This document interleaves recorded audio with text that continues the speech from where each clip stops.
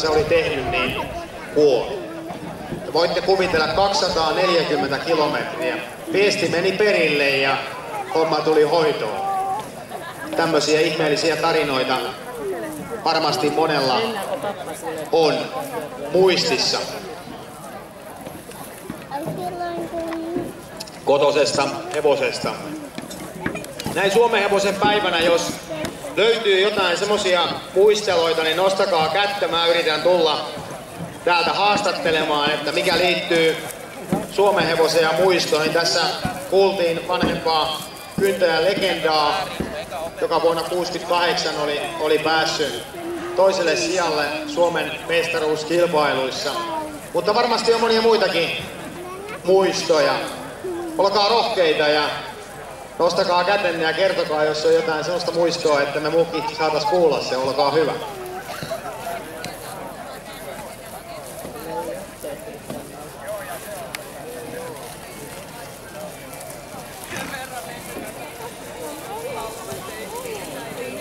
Nyt me nähdään tässä hyvin tällä vitosen kohdalla, jos tämä on vitonen, niin me nähdään niin sanottu vanhan ajan suomalainen väliohjastusmalli. Eli hevospari on ihan niin kuin yhtä hevosta ajettaisiin, eli ulomanpuolimaiseen ohjiin on laitettu perusohjastus ja sitten sisämaanpuolimaisessa on tämä väliohja, mikä on säädetty sitten oikealle leveydelle. Ja se leveys. Nyt kun me aloitetaan tässä karjankaan, niin me hyvin kovasti tutustutaan niihin, että yleensä näin kun istutaan tässä, niin tuo karja tutustuu hevosiin, mutta nyt tällä kertaa ne ei tule, mutta aiheuttaa, kun ne rupeaa pelkäämään. Mutta varmaan sinne 10 minuuttia menee, että me vähän liikutellaan, niin me varsinaisesti aletaan tekemään töitä. Aksel ratsastaa siellä täysyydellä Arabilla. Mulla itsellä on sitten parterhevonen. Sillä niin älä hevoshodut ei ole tähän väliin, varsinkaan kun hän kalaa rauhallisesti.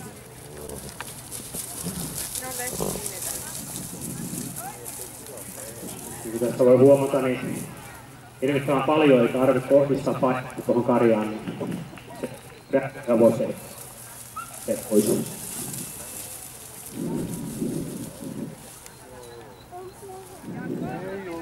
Me annetaan että me lähestytään, joka lähestyy Tikonen pystyy, niin se ottaa ja pakittaa.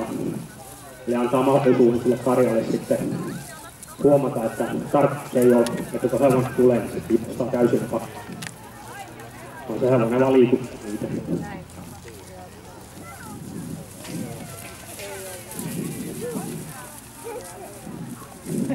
Mitä pappa puhuu höpöjä?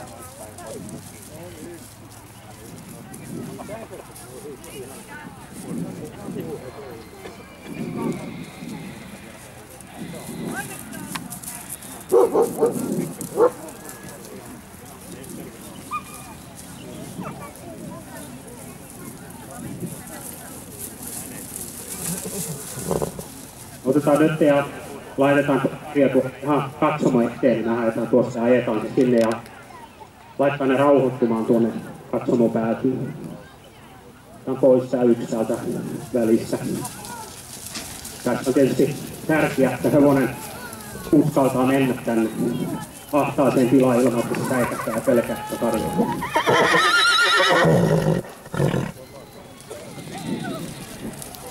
Ja nuorilla hevosilla, että kun aloittaa, niin tämä kannattaa tutustuttaa sillä lailla, että seuraa sitä karjaa ja antaa hevosen tutustua hitaasti, ettei lähde, koska siinä on oma vaaransa, kun lähtee nuorella hevosella tai kokemattomalla hevosella, kun tämä karja on näin sähäkkä ja sitten jos hevonen pelkää, niin tulee niitä vaarallisia tilanteita. Tuleeko Aksel tähän auttaa, niin liian tuohon rakkataan tuohon ajan viereen.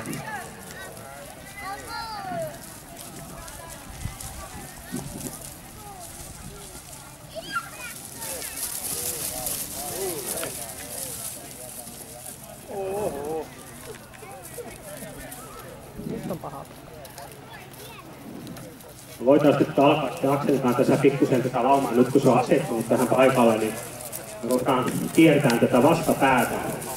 No nyt kiertänyt näin päin ympäri, niin kierretään toisinpäin ja me ruvetaan piirtämään tätä aitauksen ympäri sitä tämmöisessä laumassa, jolloin me asetetaan painetta sen verran, että me saadaan, kerrotaan suunta.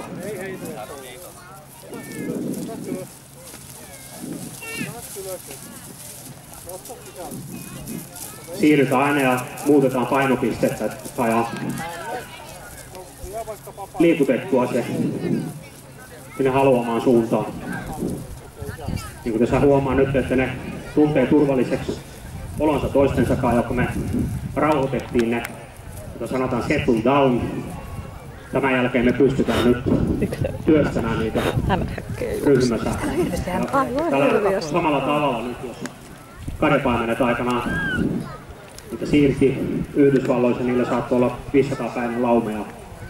Niillä oli vähän enemmän ratsukoita ja tämä työskentelymenetelmä on samalla lailla ja mahdollisimman hitaalla tavalla, kun niitä siirrettiin, niin saatiin koko se 500-päinen lauma siirtymään sitten jopa satoja kilometrejä, jos ei tuhansia kilometrejä.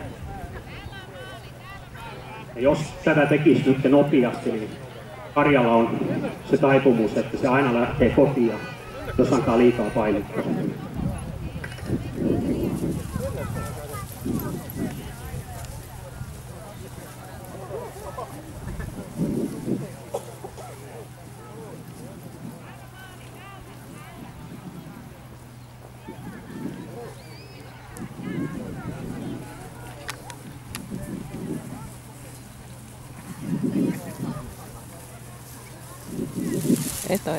Tässä voi nähdä akselin lähellä oleva lehminen vähän leikkaahtoa ja kääntää päänsä ja ulospääsyä, että voisiko sitä kääntyä ja siirtyä toista tahtoa.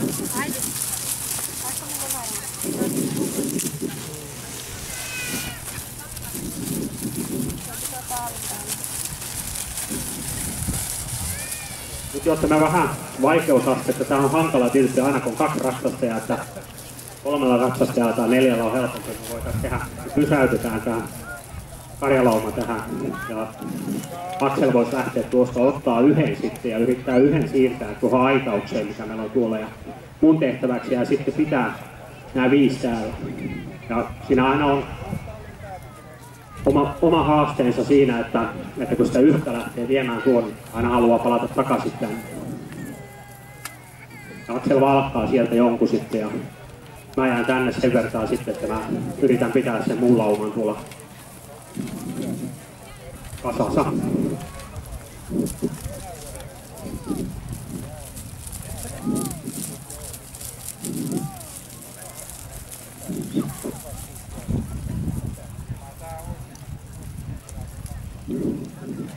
Niin kuin huomaatte tässä, niin se uraa tämä ryhtiä ja yhdellä on kiire takaisin tuohon laumaan. Voidaan tässä sitten vaihtaa roolia välillä, että mä otan tuolta yhden ja Akselia pitää näin tuolta.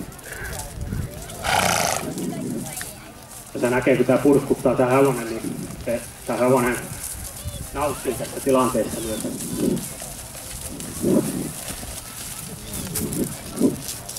Jolloin tässä tulee nopea reaktiointi. On tärkeää, että hevoset kun tekee nopeita käännöksiä, joka sitten jos lännenratsastuksessa, mä voin samalla puhua tuosta lännenratsastuksessa kilpailulajeissa, niin training, joka sitten on laji, niin trainingin nopeat käännökset tulee sitten tästä justiin, että blokataan näitä. Ja täällä kun mä en kerennyt mukaan, niin se pääsi takaisin sinne suuntaan. Tuolta takaa vaan sitä liikutetaan aina 45 asteen omassa sivussa.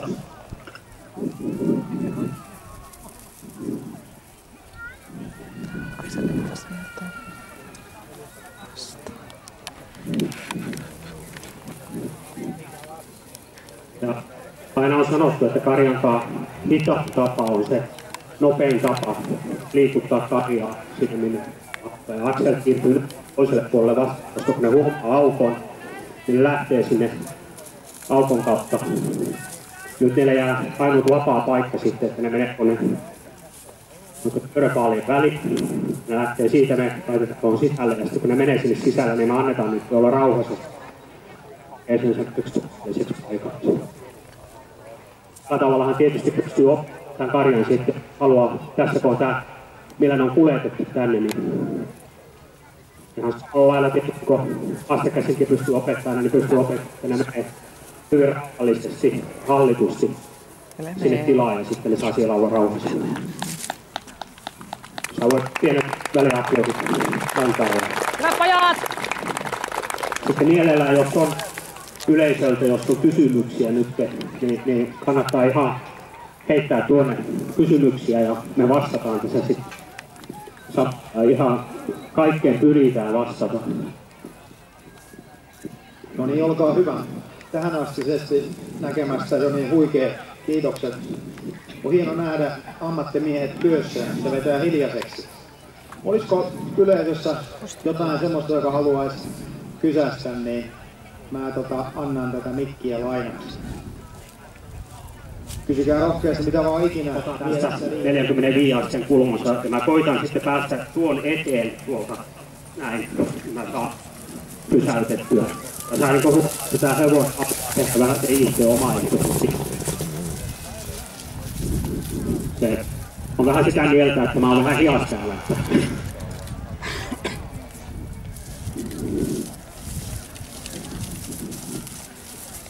Rauhoitan nämä tähän. Sitten me voidaan mennä nuo kaksi tuosta. Akseli menee vaikka tuosta tuolta puolelta ja mennään täältä ja ajetaan sisälle tuohon. Ja ne saa olla rauhassa täällä sitten.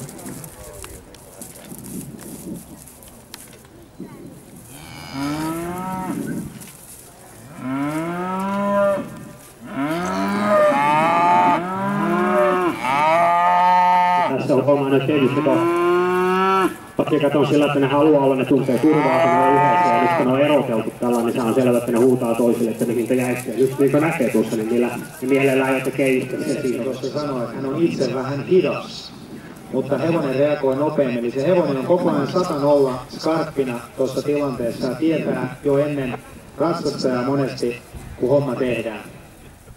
Kaveri oli Amerikassa tämmöisessä karjana jo koulussa, se kertoo, että hän oli semmoinen kuotteri hevosena ja laumasta lähti hevonen, tämmönen vasikka eteneen pakosalle, niin se ei edes itse huomannut sitä, niin se hevonen oli jo 70 kiloa, lähes 70 kilosan tuntinopeudella sen vasikan perässä ja vei sen laumaan ilman, että hän vaan istui selässä ja ihmetteli. Että tähän ei pysty kuin taivaallinen konepaine.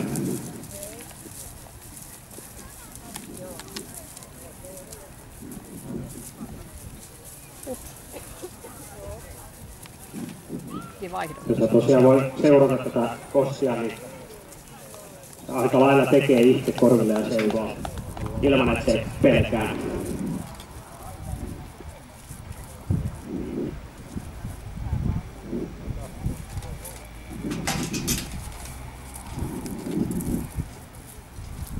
Tämähän on omalla laillaan sitten turvallinen myös hevoselle, että se ei sitä pelkää myöskään, jos tuolla yleisötapahtumissa ollaan ja yhtäkkiä joku tulee ilmapallolla viereen, niin ei tarvitse pelätä, että hevonen hyppää sitten sen lapsen päälle, joka kävelee siinä sen ilmapallonkaan, koska se on tottunut siihen, että sen ympärillä pyörii erilaisia asioita, eikä ne ole mitään vaarallisia.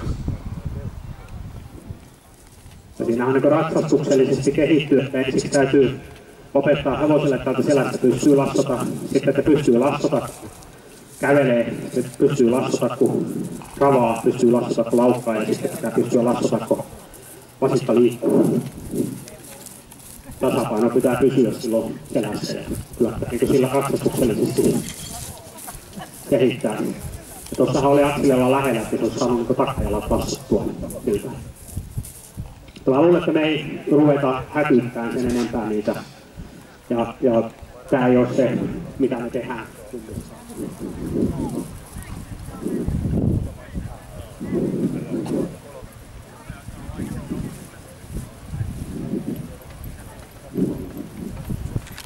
On jännä, että luonnostaan tunnistaa hevosta. Niin on. Pitää säilyttää. Joo. Vähän niin kuin hevonen kiinni. Joo. tuolla on niin hyvä olla. Se on niille tutumpi paikka. Se menee helposti ylöspäin. Ja sen takia niin Arabia on mennyt.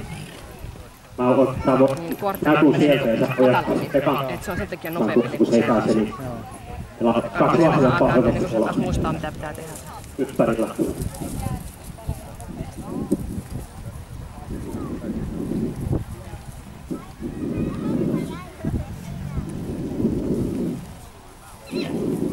Kyllä haluaisi mennä. Heinää. Joo, se nyt tässä laittaa vähän syötä. Laitetaan vaikka Pekalle, kun sä olet tuossa.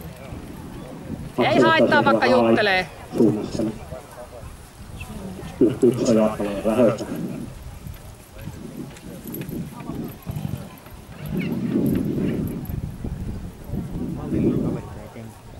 Joo. Sitten on ihan hirveän hyvä hevonen toi on. Voi antaa sidepassia käyttää sitten tässä osella. Toi hoitaa toi Kosti hoitaa.